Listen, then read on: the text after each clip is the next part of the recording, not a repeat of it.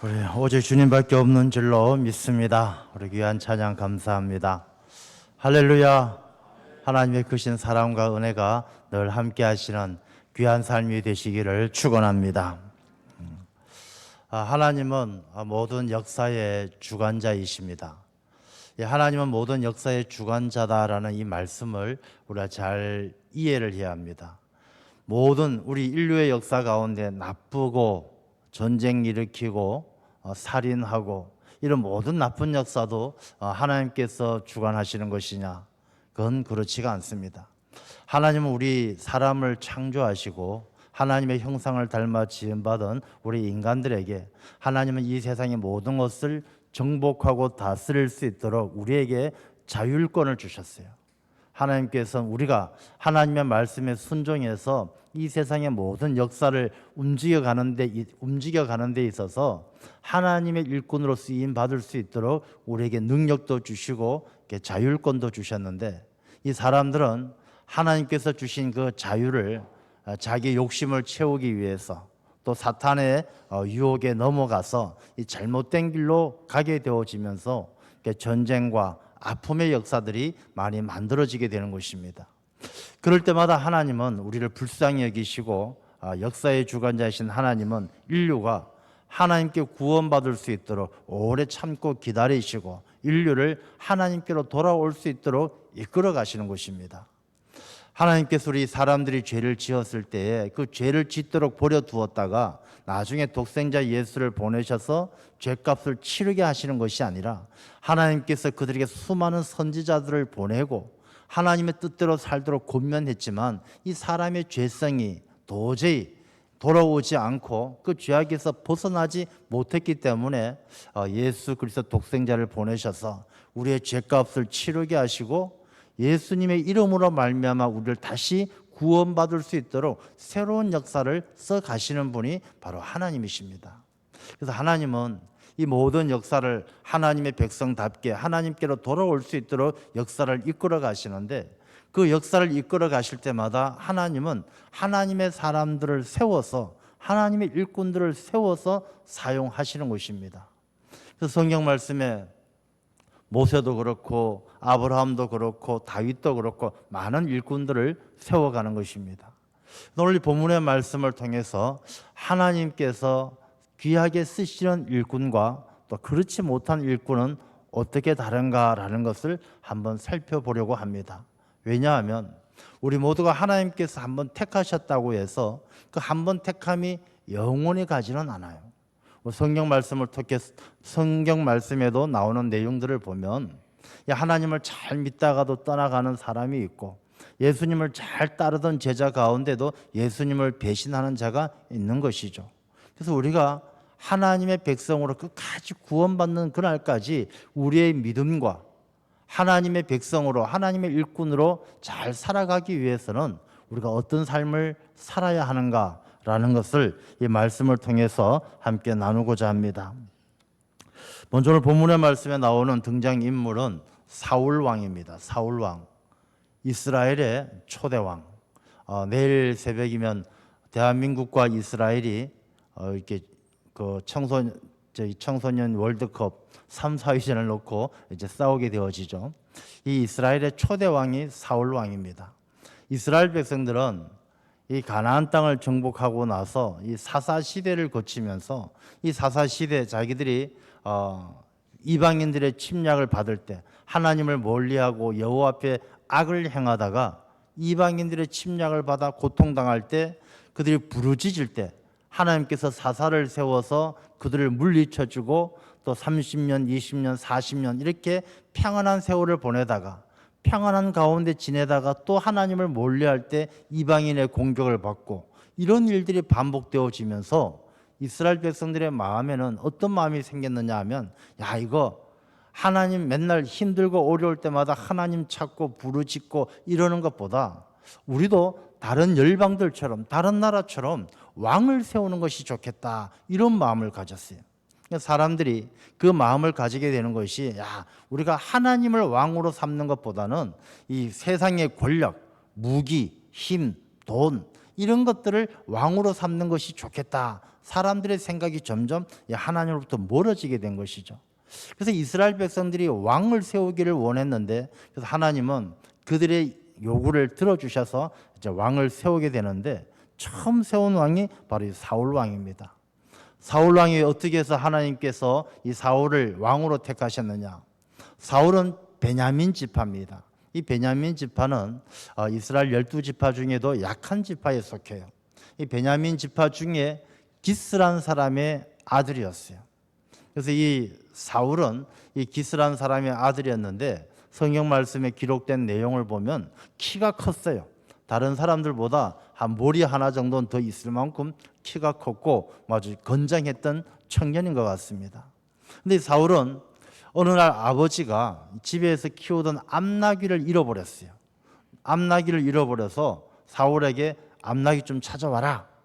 암나귀를 찾기 위해서 사울은 이 사환을 데리고, 종을 한 명 데리고 이 에브라임 산지 베냐민 지파의 모든 땅들을 돌아다니며 암나귀를 찾습니다. 암나귀를 찾다가 못 찾고 이제 이야기하죠. 야, 이제 집에 돌아가자. 아버지가 걱정하시겠다. 암나귀가 문제가 아니라 이젠 아들도 잃어버린 줄 알고 걱정하겠다. 돌아가자. 이렇게 이야기합니다. 그 모습을 통해서 볼 때 사울이 어떤 사람인가 생각해 보면 굉장히 아버지 말씀을 잘 듣는 순종적인 청년인 것 같아요. 그리고 아버지가 암나귀 찾아와라 그랬을 때 그냥 어디 시장에 가서 뭐 술집에 가서 술 한잔 먹고 자빠져 자는 게 아니라 온 동네를 찾아다닌다는 것은 굉장히 성실한 사람이다. 이 순종적이고 성실한 청년이었다라는 것을 우리가 생각을 할 수가 있습니다. 그다음에 이 사울이 이제 돌아가자 이렇게 마음 먹고 가는데 어떤 사람이 나타나서 사울에게 그런 이야기합니다. 그 암나귀 찾으려면 하나님의 사람에게 가서 물어보세요. 하나님의 사람은 사무엘이죠. 이 사사 시대의 마지막 선지자 사사입니다. 사무엘이 방금 저쪽 마을로 갔으니까 쫓아가면 만날 수 있을 것입니다. 가서 물어보세요. 쫓아갑니다. 쫓아가서 사무엘을 만나게 되죠. 이 대목에서 보면 사울은 어떤 사람이냐면 하나님을 잘 믿는 사람이에요. 하나님의 사람에게 물어본다는 것은 하나님을 믿는 신앙이 있기 때문이죠. 쫓아가서 이제 사무엘을 만나게 되어집니다. 그때 이미 사무엘은 하나님으로부터 이 사울을 왕으로 삼아야 된다는 것을 이미 계시를 받은 후죠. 사무엘은 그 이튿날 사울을 만났던 그 이튿날 암나귀 걱정하지 마라. 다 찾았으니까 걱정하지 말고 너 사환 먼저 보내고 잠깐 나랑 얘기 좀 하자. 이 사무엘은 사울에게 이제 너가 왕이 되어서 이 이스라엘 민족을 다스려야 될 것을 이야기하고 기름 부어 왕으로 삼습니다. 우리가 이 대목에서 보면 굉장히 사울이 아주 성실하고 순종적이고 믿음이 좋은 청년이에요. 그래서 사무엘이 미스바에서 많은 사람들을 모아놓고 이 사울을 소개하고 왕으로 삼습니다. 사울 어디 있습니까? 나오세요. 사울이 없어졌어요. 이 사울이 어디 있는가 찾아보니까 저쪽 뒤에 숨어 있어요. 너무 부끄러워서 못 나서겠다는 거예요. 이 대목에서 보면 사울이 굉장히 겸손한 사람이에요. 이 사울이 참 좋은 점이 많은 거예요. 겸손하죠, 성실하죠, 믿음도 좋고 순종적이고. 그래서 결국 이 사무엘과 이스라엘 백성은 사울을 왕으로 삼고 길갈에 가서 왕으로 추대하고 이제 40세가 되었던 이 사울은 이스라엘 초대 왕이 되어서 이스라엘을 다스리게 되어집니다. 자, 하나님께서는 이스라엘 백성들이 왕을 요구할 때 그 왕이 될 만한 인재를 찾다가 사울이라는 베냐민 지파 기스의 아들 사울을 찾아서 순종적이고 성실하고 믿음도 좋고 겸손한 그 사람을 왕으로 세웠습니다. 우리가 하나님께서는 하나님의 역사를 움직여 갈 때 어떤 사람을 찾고 계신가라는 것을 알 수가 있죠. 성실해야 되고 겸손해야 되고. 자, 왕이 된 사울은 그 성실함과 겸손함, 그 믿음이 계속 잘 지켜가느냐, 아니면 점점 그 믿음이 줄어들고 겸손함이 점점 교만으로 변질되느냐. 자, 이게 문제의 핵심입니다. 여러분, 이 온 우주가 이렇게 큰 문제 없이, 여러분 밤하늘의 우주를 보면 밤하늘을 보면 별들이 얼마나 많습니까? 이루 셀 수 없는 별들이 많은 거예요. 그 별들이 지금 있는지 없는지조차도 모르죠. 뭐 몇만 광년 떨어져 있으니까 우리가 보는 빛은 몇만 년 전에 빛을 보는 거니까 우주가 어떻게 되어져 있는지는 잘 모르겠어요. 이 사람이 눈이 있다고 다 볼 수 있는 것은 아니거든요.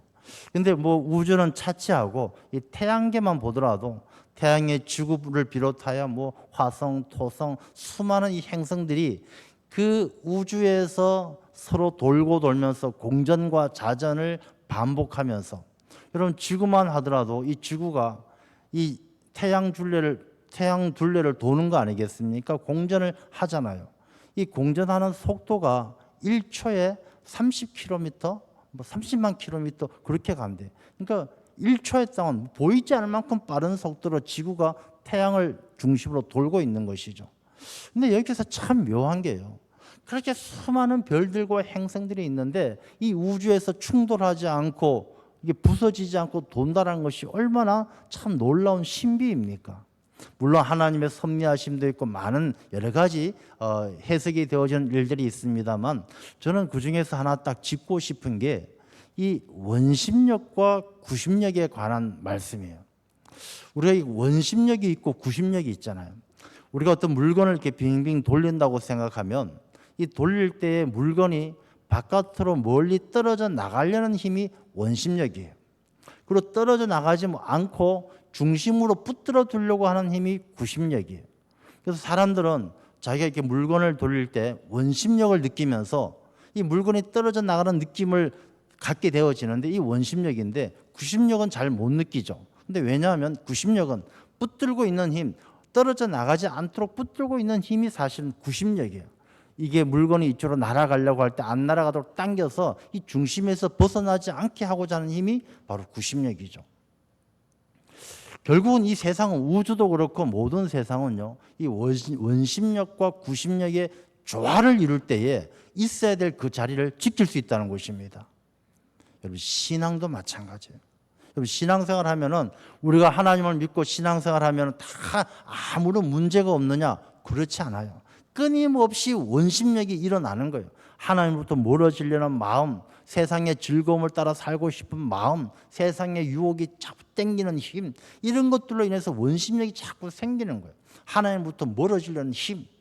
그러나 이 구심력을 가지고 이 원심력을 이겨내고, 이 구심력을 가지고 원심력을 이겨내서 있어야 될 그 자리를 지키는 사람이 늘 하나님 주변에 있는 것이고 하나님과 함께하는 삶을 사는 거예요.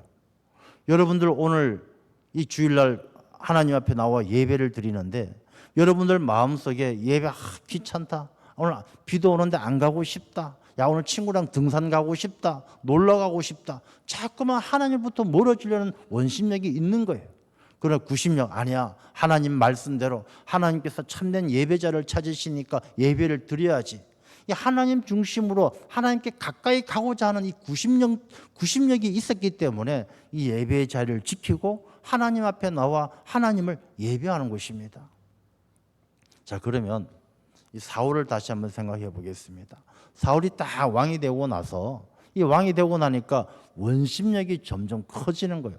야, 내가 왕이 되었는데, 내가 이젠 이 이스라엘 백성이 왕도 없었던 이 민족을 내가 최초로 왕이 되었는데, 야, 내 권세, 내 힘, 야, 정말 대단하지 않나? 스스로 자기 자신을 높이기 시작하죠. 우리 이 말씀 뒤에 나중에 보면 사울이 어느 정도로 자기 중심적이고 교만해지느냐 하면 아말렉과 싸웠어요.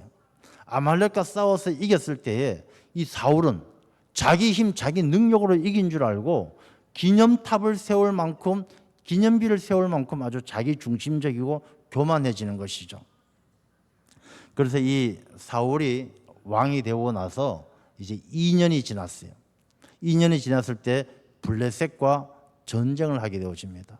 블레셋과 전쟁을 하게 되어질 때 이스라엘은 사울의 아들 요나단이 이 3,000명의 병사들을 데리고 이제 군비를 정비를 했는데, 이 블레셋은 어마어마한 병력을 가지고 전쟁에 나서는 거예요.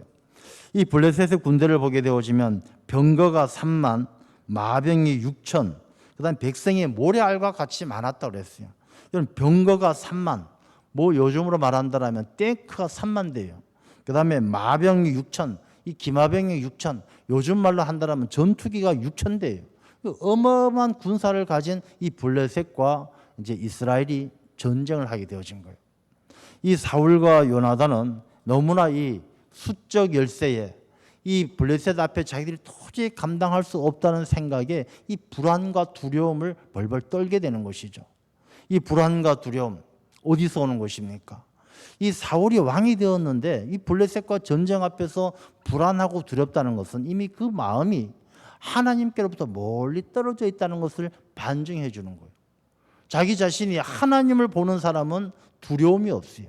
근데 하나님을 보는 것이 아니라 적군들을 바라보는 거예요. 문제를 바라보는 거예요. 야, 저렇게 많은 군사들을 어떻게 이기나? 적군들을 바라볼 땐 사람이 불안과 두려움으로 벌벌 떨게 되는 것이죠. 여러분, 우리 자신의 삶을 한번 생각해 보겠습니다. 여러분, 우리의 인생을 살아가면서 불안하고 두려운 일들이 얼마나 많습니까? 이 불안하고 두려운 일의 가장 근본적인 문제가 무엇이겠습니까? 우리의 시선이 하나님을 향하지 않고 늘 문제를 향하기 때문에 불안하고 두려운 거예요. 아니, 불안하고 두려운 것은 문제가 있더라도 하나님을 보는 사람은 불안과 두려움을 이기는 것이죠. 하나님을 믿는 사람은 야, 이 문제 이것쯤이야. 모세를 보십시오. 애굽의 군사들이 쫓아오고 앞에는 홍해 바다가 막혀 있고 많은 이 문제를 보는 백성들은 두려워서 벌벌 떨지만 하나님을 보는 모세는 그렇지가 않잖아요. 야, 여호와께서 이루시는 일을 보라. 밤새도록 기도해서 홍해 바다를 갈라놓지 않습니까? 하나님을 보는 사람은 불안과 두려움을 이기게 될 줄로 믿습니다. 불안하고 두려우시면 하나님을 보셔야 돼요. 자꾸 문제를 보는 사람은 그 불안과 두려움에서 벗어날 수가 없는 거예요. 자, 이 사울이 불안하고 두렵다는 것은 점점 하나님으로부터 거리가 멀어져 가고 있다는 것을 보여주는 것입니다. 그래서 어떻게 합니까? 사울은요, 사무엘을 불러요. 그렇지, 사무엘이 있었지. 하나님의 사람 사무엘이 와서 하나님 앞에 제사를 드리고 주여 하고 기도해 주면 이 사무엘 때문에 많은 백성들이 용기도 얻고 위로받을 것이다. 그렇게 생각하고 사무엘을 부릅니다. 사무엘이 오려고 했던 7일이 지났는데도 오지가 않는 거예요. 많은 군사들, 백성들 다 도망가고 한 600명밖에 안 남았어요. 이제 불안하고 두려워서 어쩔 줄 몰라요. 그럴 때 사울이 무슨 생각을 하냐면, 그래, 뭐 사무엘이 와서 제사를 드리나, 내가 제사를 드리나, 어쨌든 하나님께서 우리가 하나님께 제사를 드리고 하나님의 도움을 구하면 되지, 이런 생각에 하나님 앞에 번제를 드립니다. 하나님 앞에 번제를 드리는데 이 번제를 딱 드리고 나니까 사무엘이 도착했어요. 그리고 사무엘이 도착해서 이 사울 왕에게 왕이시여, 도대체 무슨 일을 향하신 것입니까? 하고 이야기합니다. 오늘 말씀 가운데 그런 말씀이 나오죠. 사무엘이 11절 말씀에 사무엘이 이르되 왕이 행하신 것이 무엇이냐 하니까 사울이 뭐라고 이야기하느냐 하면, 백성은 내게서 흩어지고 당신은 정한 날에 오지 아니하고 블레셋 사람은 믹마스에 모였음을 내가 보았으므로, 이유도 많고 핑계도 많은 거예요. 그러므로 이에 내가 이르기를 블레셋 사람이 나를 치러 길갈에 내려오겠거늘 내가 여호와께 은혜를 간구하지 못하였다 하고 부득이하여 번제를 드렸나이다 하니라. 자, 이 사울이 이 사무엘 앞에 변명을 하는 거예요. 내가 번제를 드릴 수밖에 없었던 것은 이런 이유가 있는 것입니다. 이 백성들은 내게서 다 흩어지고 당신은 오지 않고 블레셋 사람들은 공격해 오려고 이 위기 상황에서 내가 어떻게 하나님 앞에 제사를 드리지 않을 수가 있겠습니까? 당신이 빨리 왔으면 내가 이러지 않았을 것인데 당신이 늦게 왔기 때문에 내가 번제를 드렸습니다. 이렇게 이야기합니다. 여러분, 그럴 수도 있는 것 같은데 여기에서 이 사무엘이 그 이야기를 듣고 아주 화를 내죠. 13절 말씀에 보면 사무엘이 사울에게 이르되 왕이 망령되이 행하였도다. 망령되이 행하였도다. 자, 여러분, 여기에서 우리가 이 사울이 한 행동과 이 사울의 한 행동을 사무엘이 망령되이 행하였더라고 책망하는 가운데 이 사건이 우리에게 주는 교훈이 있다는 것이죠. 우리 사울 왕의 이 모습을 통해서 반면 교사로 삼아야 되는데, 이 사무엘이 그렇게 이야기하면서 사울에게 어떤 이야기를 하느냐 하면은 14절 말씀에 13절 말씀에 보면 여호와께서 왕에게 내리신 명령을 지키지 아니하였도다. 그리하였더라면 여호와께서 이스라엘 위에 왕의 나라를 영원히 세우셨을 것이거늘 지금은 왕의 나라가 길지 못할 것이라. 여호와께서 왕에게 명령하신 바를 왕이 지키지 아니하였으므로 여호와께서 그의 마음에 맞는 사람을 구하여 여호와께서 그를 그의 백성의 지도자로 삼으셨느니라. 그러니까 사무엘이 사울에게 당신 망령되이 행했기 때문에 당신은 왕위를 오래 가지 못하고 당신 끝났다.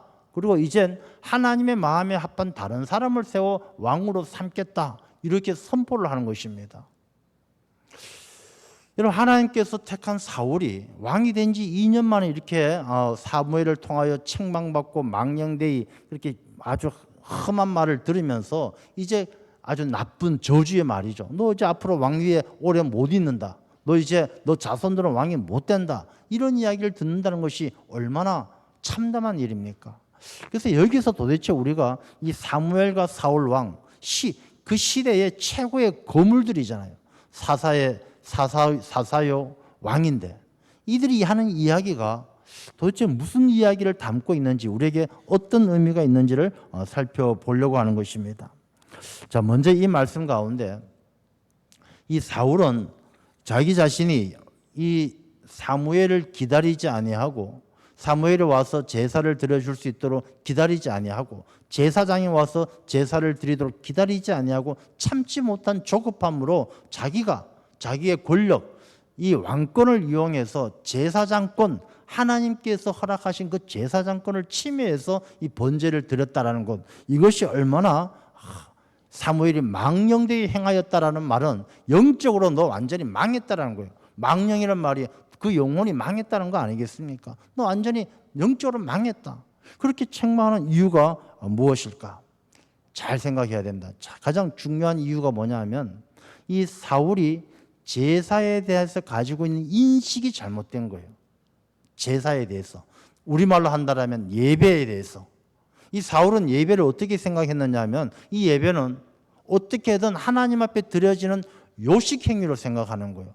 뭐 누가 드리든 어떻게 드리든 하나님 앞에 예배만 드리고 제사만 드리면 이제 내가 제사할 만큼 했으니까 체면치레 했으니까 나머지는 하나님께서 내가 체면치레 했으니까 하나님께서도 나한테 체면치레 하십시오.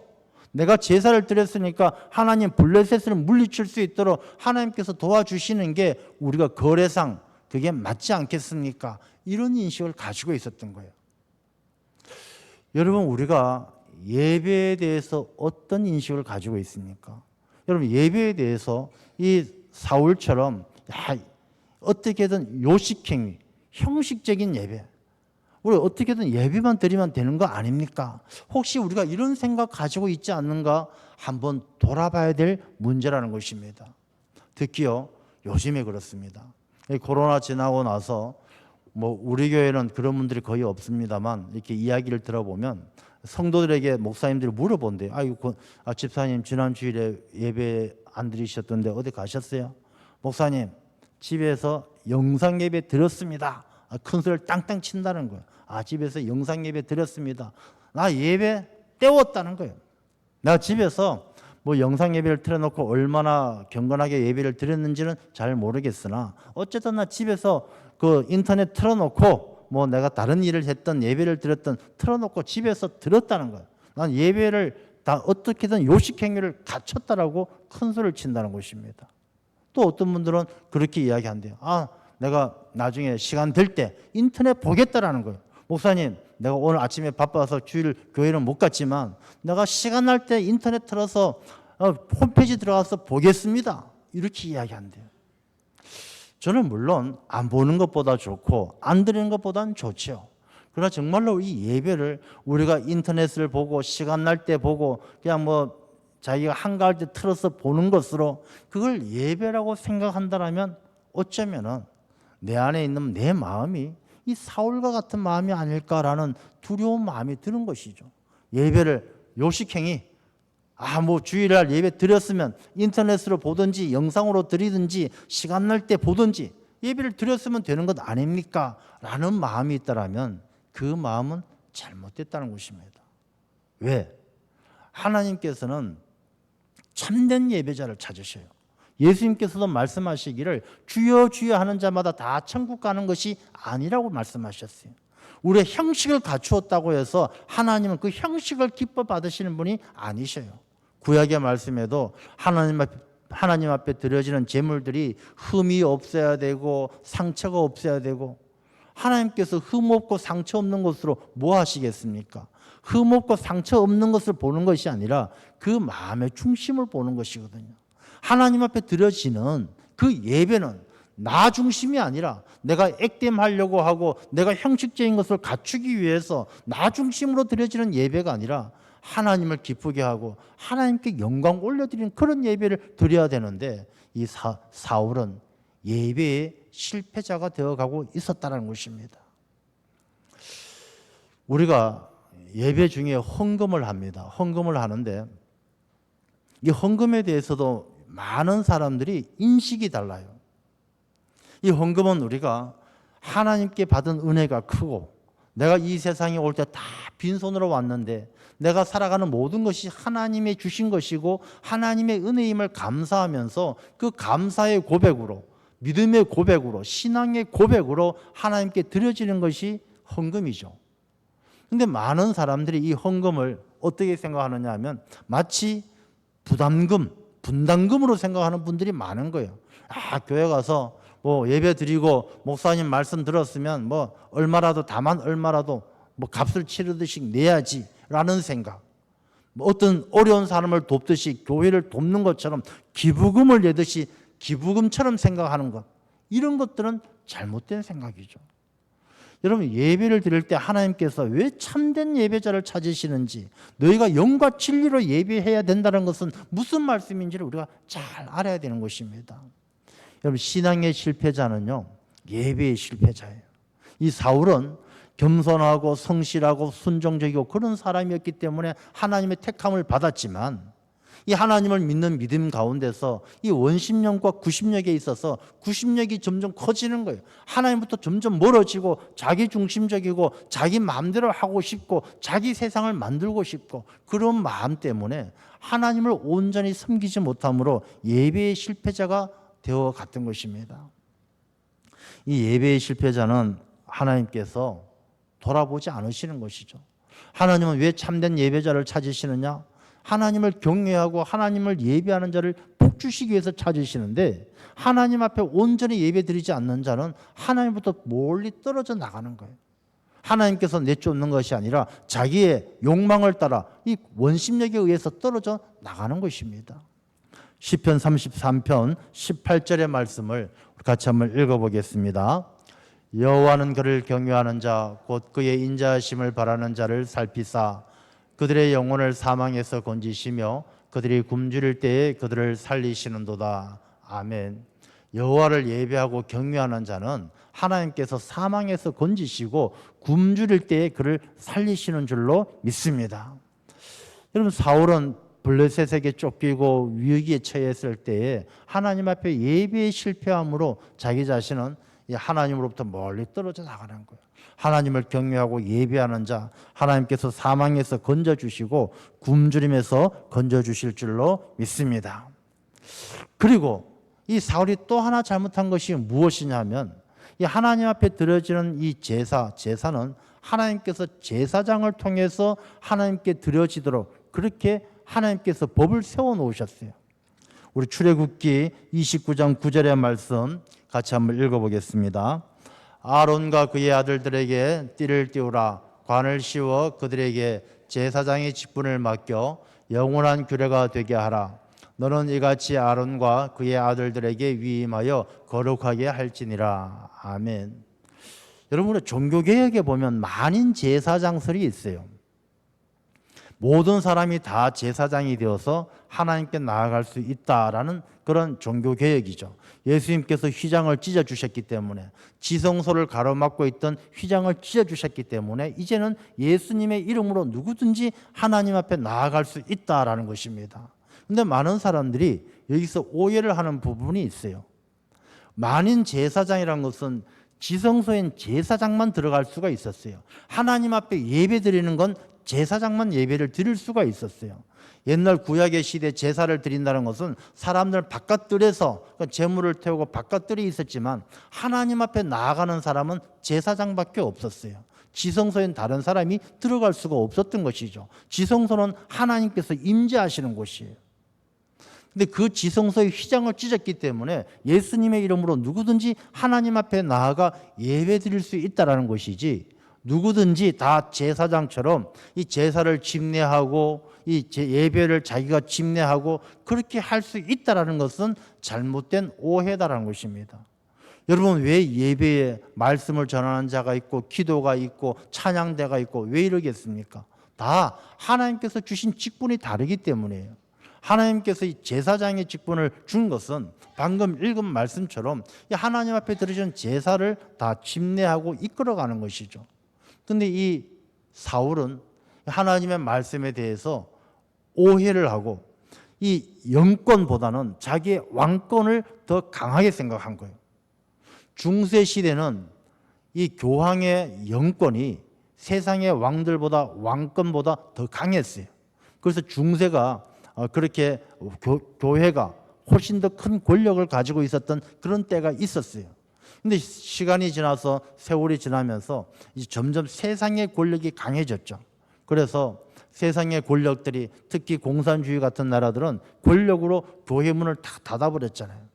근데 이 세상의 왕권을 가지고 교회 영권을 다 짓누르는 나라는 어느 나라든지 잘된 나라가 없어요.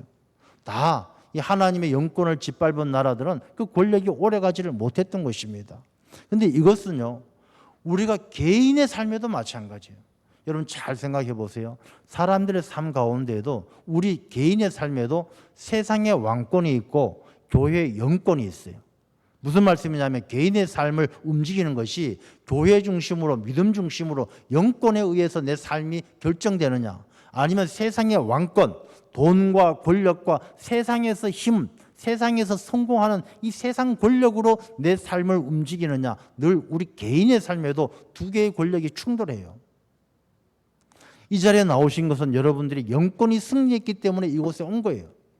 이 세상에 왕권이 승리한 사람은요, 야, 교회 가는 것보다 돈 버는 게 더 중요하다, 교회 가는 것보다 접대하는 게 더 중요하다, 골프 치러 가고 뭐 세상에 돈 벌러 가고 가는 거예요.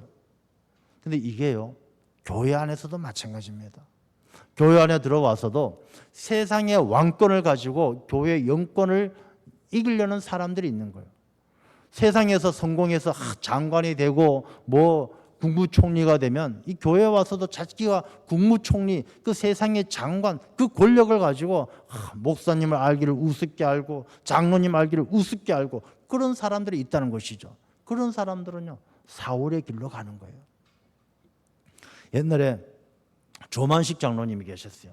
조만식 장로님이 계셨고 주기철 목사님이 계셨어요.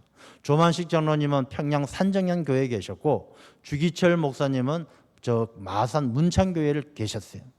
조만식 목사님이 주기철 목사의 조만식 장로님이 주기철 목사의 스승이에요.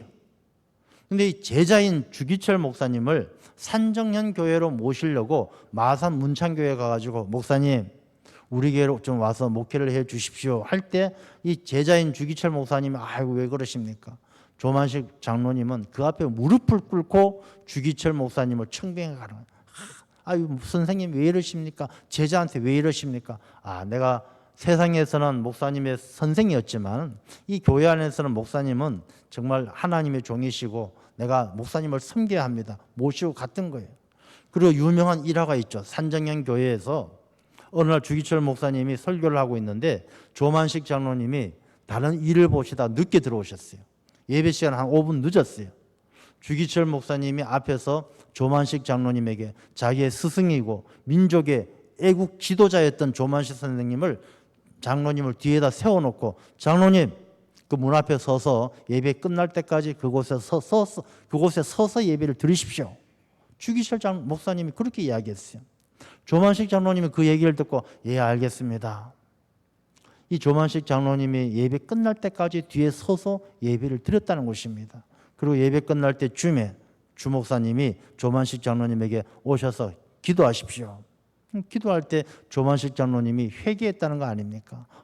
내가 세상 일에 바빠서 예배 시간에 늦어서 목사님의 마음을 불편하게 하고 성도들의 예배를 방해하게 한 죄 하나님 앞에 회개했다는 것이 아닙니다. 다시는 그러지 않겠다고 하나님 앞에 소원하며 기도했다는 것이죠.